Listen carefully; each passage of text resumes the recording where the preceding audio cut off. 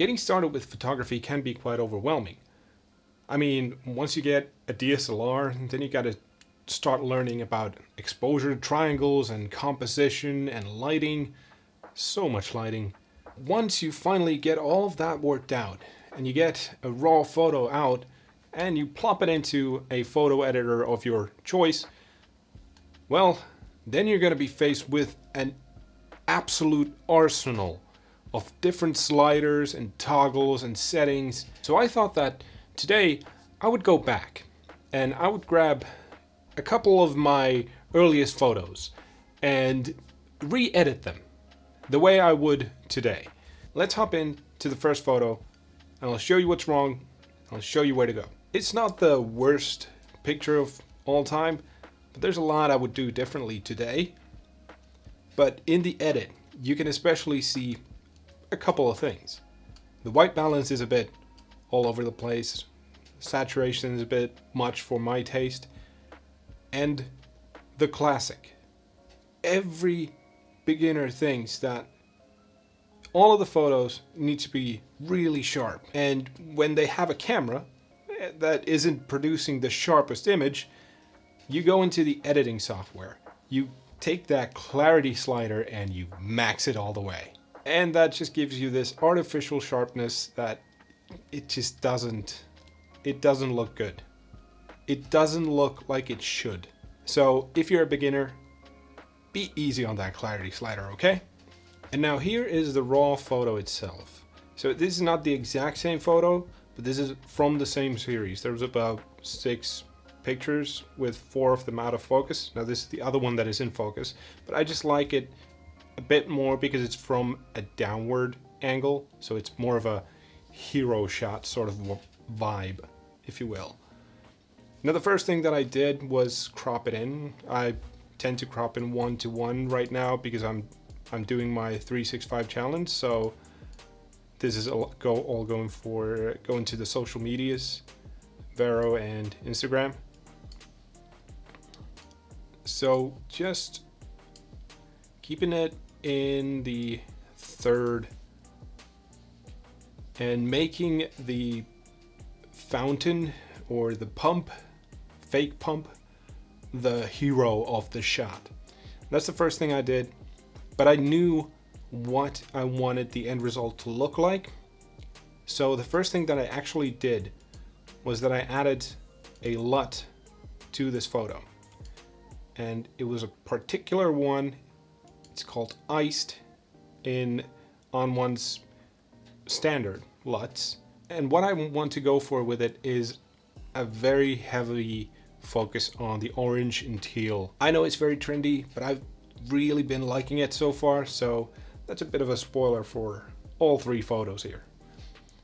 So first thing I did was apply the LUT. Then the second thing was that I adjusted the lighting. Now I'm just gonna skip over to the other photo where I have all the settings so you can see what I did.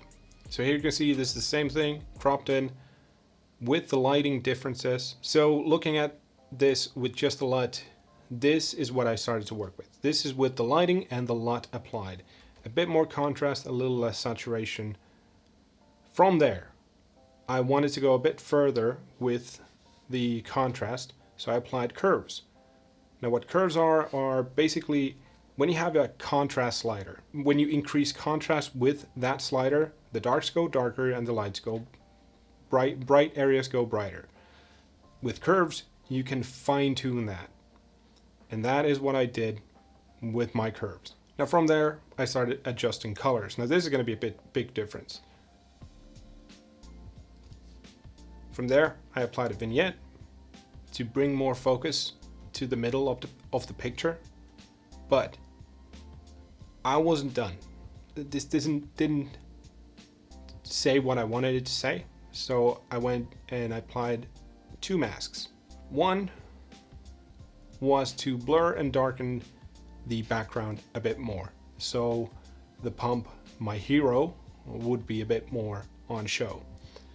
The other thing, I wanted to accentuate the lighting coming from the left side, and I applied a radial mask to give a bit more of that light coming through the left corner there.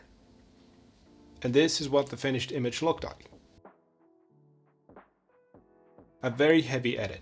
So if you like more natural looking images, then you probably don't like this one. But comparing the original to the newly edited, you can see that there's a bit of a difference in style and, well, in what is going on. Okay, hopping over to the second image, you can see that the first thing you can see that there's a bit of a problem. At this point, I didn't really know how to adjust white balance or what it was really. So you can see that the white balance is a little bit off. This is one of those situations where you just should leave it on auto. But I didn't. I chose to go ahead and manually set it to way too blue. The composition in itself, with me in the middle of the street here with my lovely love handles, this was a solid start. The photo itself is a solid start, but this is definitely not what it should look like after editing. So let's hop over to On One and see what I did. And now here you can see the original raw file. This is the exact same picture. So it's not as bad in terms of white balance. It's still very blue, but for whatever reason I chose to go for even more blue. If you're gonna be shooting portraits or photos of yourself, clothing is important. Now, there are a couple of things wrong with my clothing considering this composition. You can see that the sky starts pretty much at my waistline. And I'm wearing a white shirt. The sky is nearly white. I have gray sneakers. And all around my sneakers is gray concrete. Wear contrasting colors, wear something more saturated, wear something that doesn't blend into whatever you're next to or behind or in front of. So first things first, I cropped the picture a lot tighter. So I'm more center of the frame. It's 1:1 again because of earlier reasons. And there's not too much happening around me to take the focus out of the subject, which in this case is me. Now the first thing that I did was adjust the lighting. Now, the first thing you might notice is it's not that blue anymore. Don't worry, we'll get that back. But it's more saturated, a little bit. It might look a little dark, but that's all part of the plan. Because what I wanted to do is bring out the subject in the picture out more, and I also wanted to get those colors in the sky there. You can see that there's orange, which is turning in a gradient over to blue at the top. I really wanted that sky color to be accessible to me. So from there, we hop over to effects. Once again, first thing I did was adjust the curves. Next thing we do is adjust the colors in everything else but me, because I wanted to accentuate the reds, the colors of the sky, and I didn't want them affecting me. Next up, apply a vignette. You know I love vignettes. And get some of that attention focused once again. Then we do the LUT. Looking familiar? Well, it's iced again. Then I applied a little bit of a lens blur around the sides. So once again, it gets sharper as it gets closer to the center. Then we get into the masking. First of all, I brought my brightness up a ton. So now it's definitely popping out of the picture compared to what it was before. This is before, this is after. Next up, bring the sky back. So I wanted to bring the color of the sky back, get it brighter, get it more saturated so we could actually see the colors. But then to bring the point home and not make the lighting change so obviously circular, I darkened the frame from the bottom toward the subject so it looks more natural than without. And then I lit up the sky, the top of the frame, a bit more so it looks more natural with the sky as well. And this is the finished image, but you can see that there's a drastic difference. Even though the second image is also blue, I would say it's pretty far from the first one, the first version. But yeah, a lot more masking with this. Now, let's hop over to the third picture. You can see that I didn't understand white balance. I had no idea what it was. So it's blue again. Why? I don't know. And here we go with the third picture's raw version. It is blue. So the white balance is off once again. It is very noisy as well.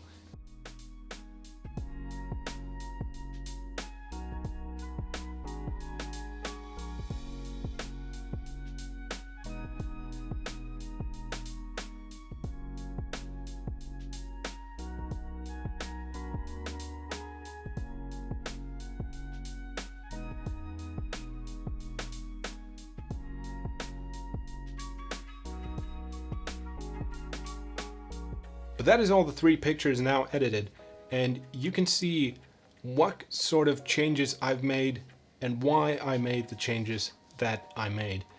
Let me know if you like the pictures, which one was your favorite, if there was a favorite. Editing is supposed to be fun, and it's supposed to make the photos look like you. You decide what the photo says, so make it so. Now, if you have any photo editing top tips in your mind, let everyone know in the comments below. If you like the video and subscribe to the channel if you want to see more of my photography stuff. Of course, you can check out my socials if you want to see actual photography that I'm doing right now. And I will see you all next time. Thanks so much for watching. Bye.